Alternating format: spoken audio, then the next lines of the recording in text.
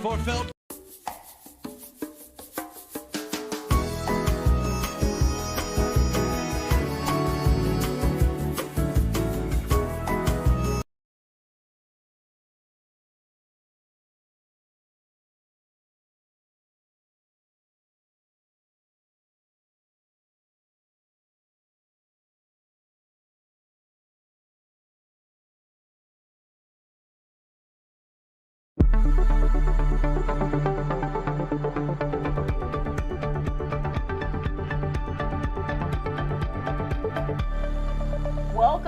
Welcome to another day of Wisconsin Weather Experts. Thank you for joining, whether you're on our Fox Local or even live on YouTube. I am joined here with my colleague, Chief Meteorologist Rob Hagswell, and we have a lot to talk about today. We do. It's day one back to school for a lot of kids. Do you remember your first day back to school? Yes, it feels so nostalgic for me because of the weather is so nice, and it's like you can only look forward to the playground and recess, and I wanted the push-up pop. Oh yeah, gotta have that, and the cool, backpack and the cool lunch boxes and stuff.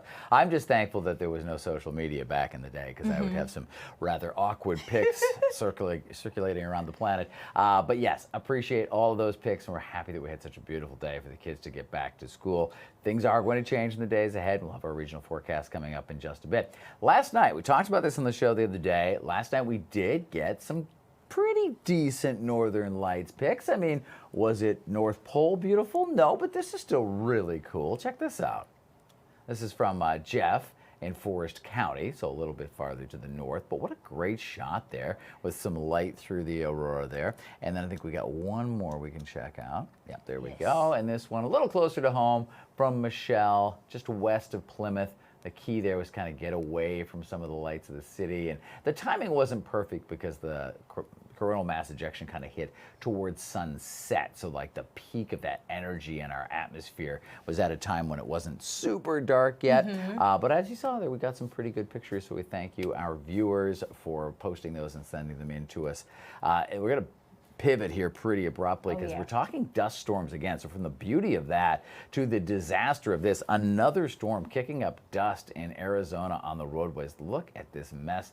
This was on Monday, what's known as Loop 101 in Scottsdale, Arizona. You can see the blowing dust, lowering the visibility at times. I mean, we know how to drive in fog here, but I don't know, I've never had to drive in dust. So that's definitely a different one. Same storm system, creating quite a different scene. The storms created a bit of a spectacular sunset as the clouds started to clear.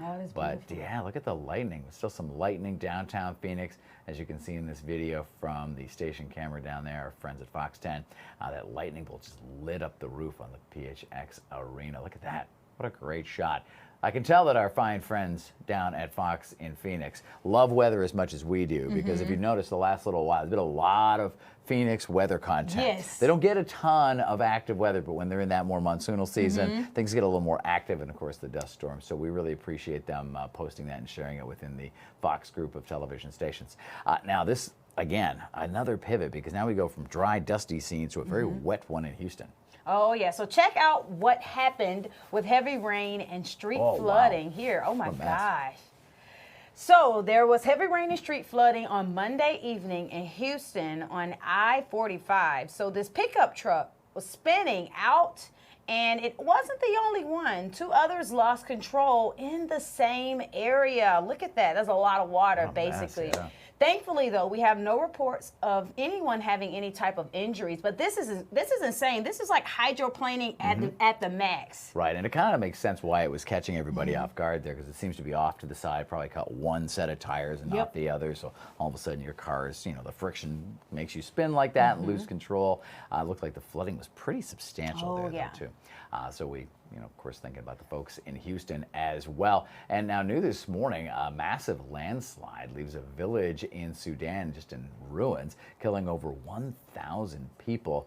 Now, a rebel group controlling the area says the landslide swept through the area on Sunday after days of heavy rainfall. In a statement, they say it's believed only one person, just one person in that village actually survived this. Wow. What a tragic scenario.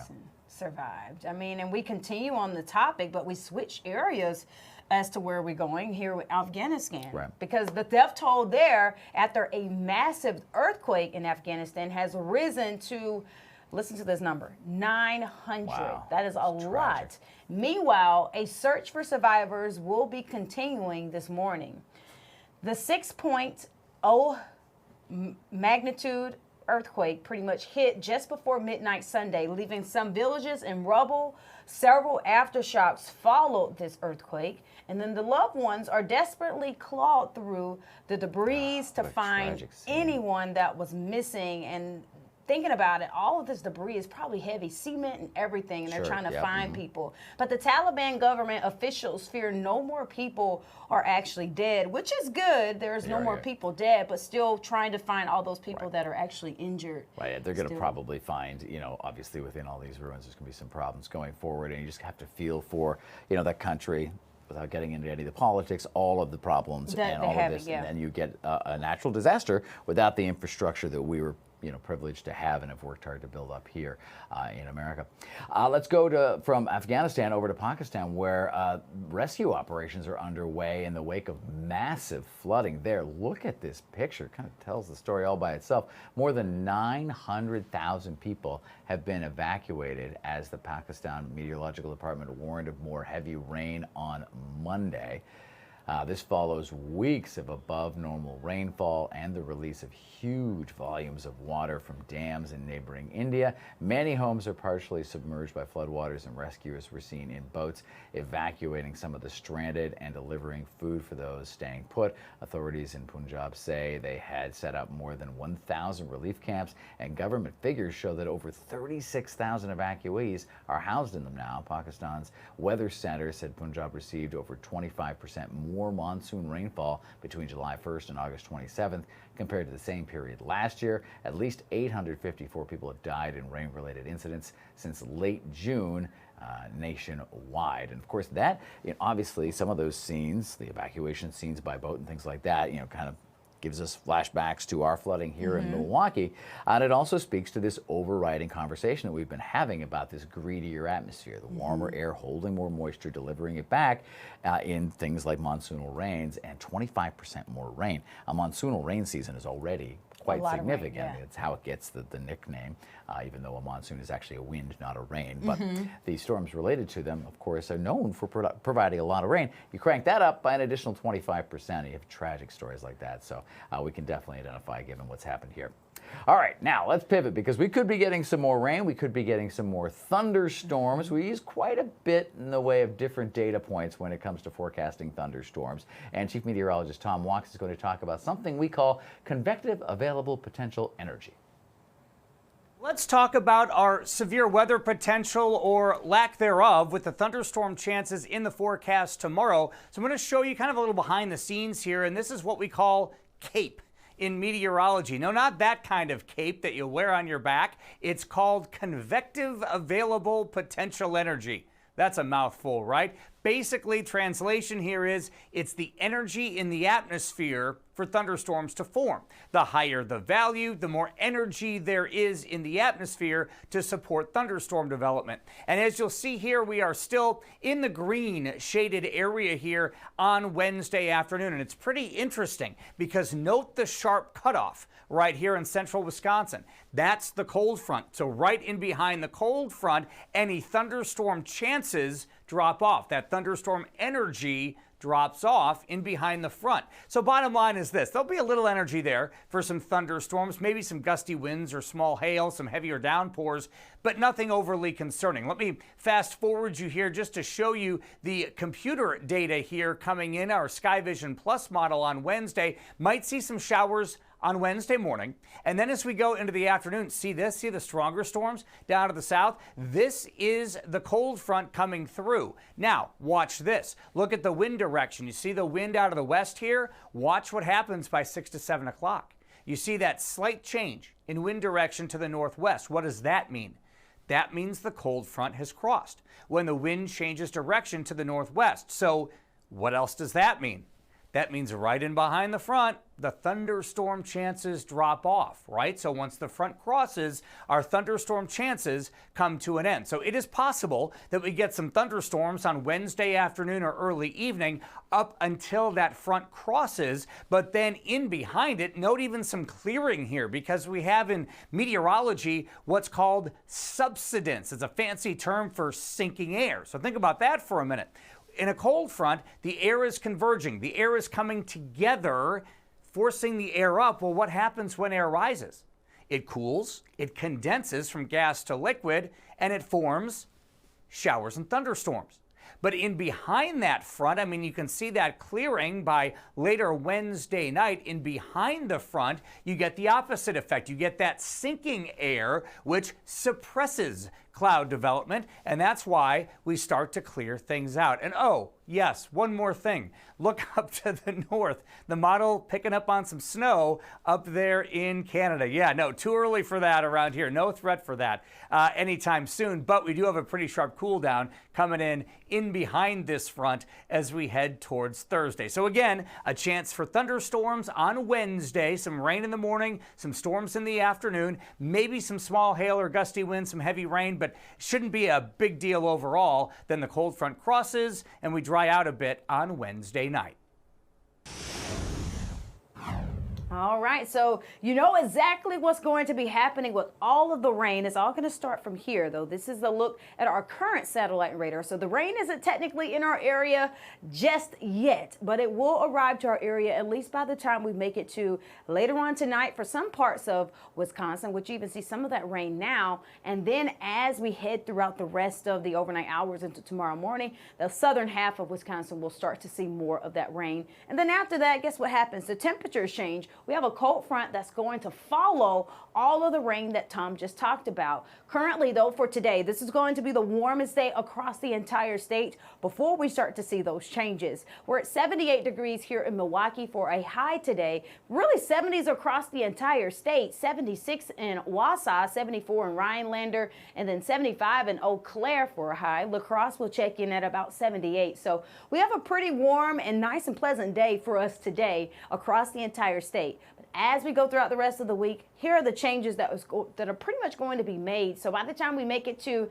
at least the afternoon tomorrow, that's when all the rain will pretty much move through. That's when the cooler air will begin to settle in.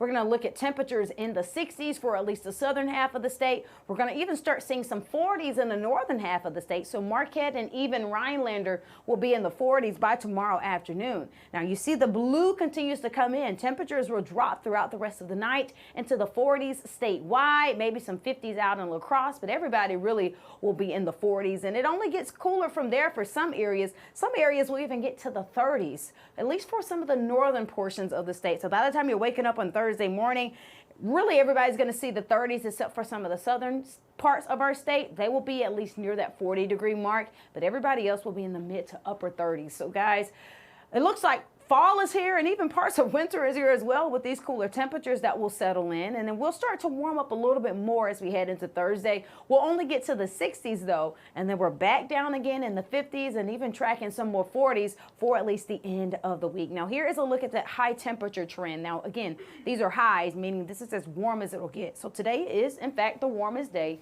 Tomorrow will be pleasant, will be near 70 degrees. And then after that, you really start to see those temperatures sink into the 60s there. We try to make our recovery by the weekend in the mid to upper 60s, but we're still going to wake up with some cooler temperatures in the morning time. So 40 degrees in the morning, and we may warm up to the 60s throughout the afternoon. So this is the time where you start to unpack those light sweaters, light jackets to kind of help keep you warm, because we're going to continue even over the next 6 to 10 days. We will continue with these below average temperatures. So our average right now, hypothetically speaking here, we are at 78 degrees for a average. So anything below that is below average, and we're going to be well below our average here over the next 6 to 10 days. Now this is a look at, this is from September 7th through September 11th with our temperatures. So we honestly don't have a lot of warmer air to come back in. Just have that jacket ready and prepare for a fall, because we're technically in our meteorological fall. But we'll be back after the break. We're going to take a look outside on our tower cams, and we'll have more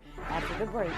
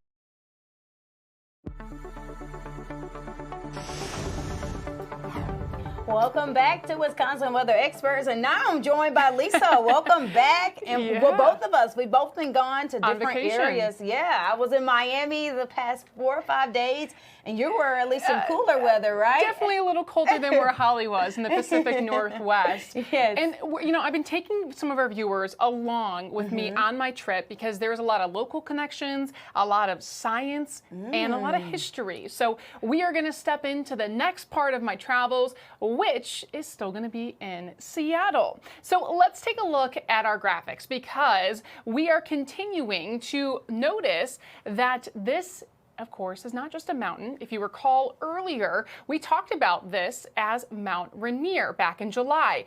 There was an earthquake swarm at Mount Rainier, and it's defined as a cluster of seismic activity of earthquakes that occur one after another. In fact, there was 1,350 earthquakes that hit Mount Rainier between July and August.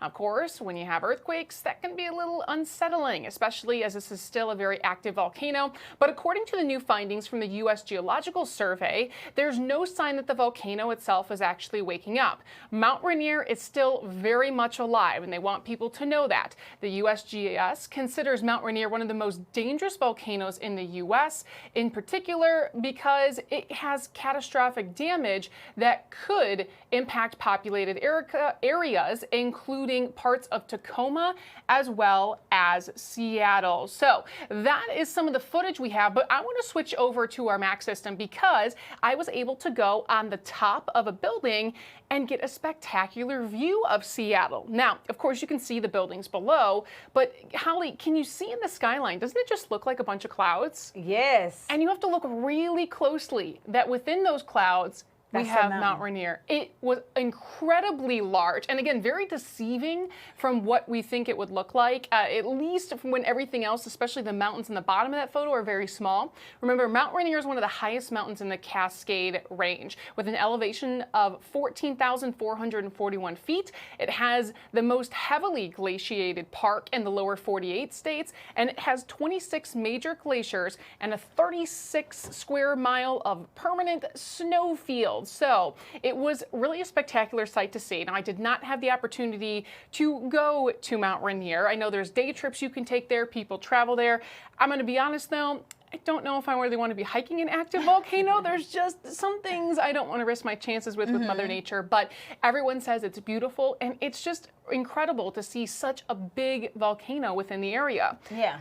And I don't really want it to erupt. I don't think anyone does, because a lot of the locals were telling us that if the day does come, that Mount Rainier does have an active eruption, that it really could potentially swipe out all of Seattle. So we normally don't think sometimes about where we put populated areas around Mother Nature, but it is part of the volcanic belt, and that's stretching all the way up to Alaska. That also, again, we talked about glaciers and snow, which I'm sure you didn't see a lot of in Florida. But oh, no, I didn't. You probably had some ice and drinks, right? Maybe some cold water? Yeah, ice and a drink. I mean, but that's about it. I mean, it was very beachy, and it was hot. I almost forgot how hot the South was, being here in Wisconsin for officially a year now. Yeah. I forgot how hot it was when I go down there and I'm walking outside and I'm melting. Like, I know. I almost missed moisture. I missed Wisconsin when it came to the humidity being present. When I came back here, I thought it was hot. We were in the 70s, and I was sweating when I got off the plane, but that's because we were in the low to mid 50s almost every day. Yeah. So, you know, different weather, but we both at least had a great time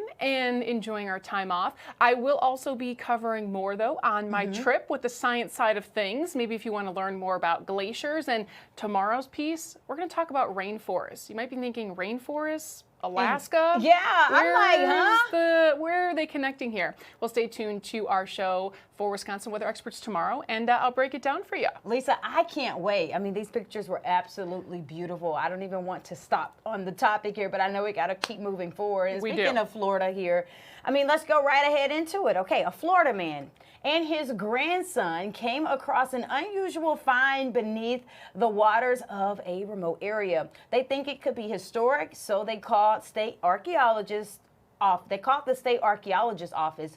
So was it a treasure? Fox's Lloyd Sowers seeks an answer. A team of state archaeologists converge in the fishing village of Arapika, taking a close look at a curious find in the water.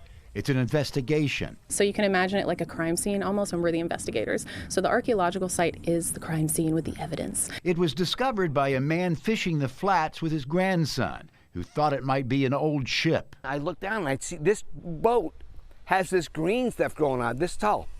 It's like shag carpet. Tom Peterson wasn't thinking it was filled with gold, but maybe valuable in another way. I found history. The state archaeologists say he did the right thing by calling them. The public that finds something, they give us a call, and then we go out and investigate. If it's within 9 miles of shore on the west coast or 3 miles on the east coast, and in certain lakes and rivers, the law says what's found belongs to all Floridians as part of our historical record. It's our job to essentially do this for the people of Florida. Peterson made the call. Do you like it when that happens? I love it. It's my favorite part. A state wildlife officer helped the team recover a sliver of wood for carbon dating tests. Their initial opinion is it's not a sunken ship, and the wood, they say, was sawed sometime after 1900. Peterson didn't bring up the wood. The most important thing is to leave it in place. The best thing you can do is take a coordinate, take some photos, and then contact our office. She says hurricanes and shifting sands and currents can reveal things in the sand where folks hadn't seen them before. And I've been fishing out there for 10 years with my grandson. He caught his first big redfish there. But he never saw this. And for some reason, we all want to see things in the water. I mean, everybody's interested in it. Like detectives of time, they investigate what's revealed. What would you say to Mr. Peterson? Yeah, I mean, I would say thank you. In the shifting sands of Florida's coasts. In Hernando County, Lloyd Sowers, Fox 13 News. We're always finding new things under the water, right? Oh yeah, whether it's a volcano or some shipwreck. I mean, we talked about one maybe last week here in our area where they were looking at a shipwreck that happened. Yeah, So and it's a lot. they still have it in the Great Lakes too. Well, we're going to talk about water, but something a little bit different. Speaking of shipwrecks, swimmers are honoring one of the most infamous shipwrecks in the Great Lakes history. We're talking about the wreck of Edmund Fitzgerald. The most well-known tributes, of course, and the song by Gordon Lightfoot, but a group of 68 swimmers pulled off their own special tribute. A relay swim of 411 miles. God, that's a lot to swim. It started at the wreck in Lake Superior all the way to the Detroit Yacht Club. The Edmund Fitzgerald sank 50 years ago. Now, I like swimming, Hallie, but 411 miles, that sounds like a lot. Oh yeah, I couldn't do it either. I mean, the most I've ever swam was to get my certification to be a lifeguard. Hey. And that was still killer. Well, we're going to have a lot more coming up, so stay tuned after the break.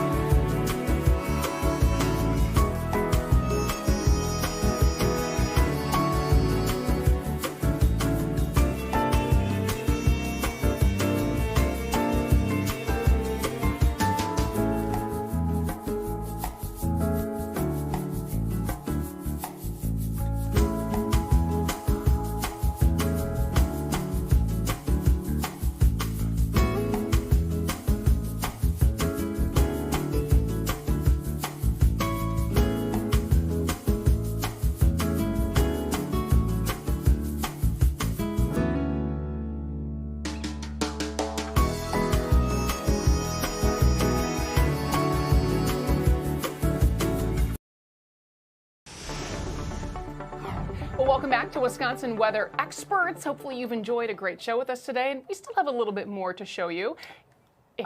If you have any questions. Yes, if you have any questions, be sure to ask. You can scan that QR code right to the right of your screen there and ask us anything, whether it's about something we've already covered that you want more details on, or if you just randomly see something. Yeah, and there's a lot that you could be seeing outside today. Maybe you see this. It's a squirrel, but this is not just any squirrel. It's one that's on a baseball card. So without a player, we've switched it to an animal. It went viral for running across the field at a Yankees game. Kind of unique there, right? Oh, yeah.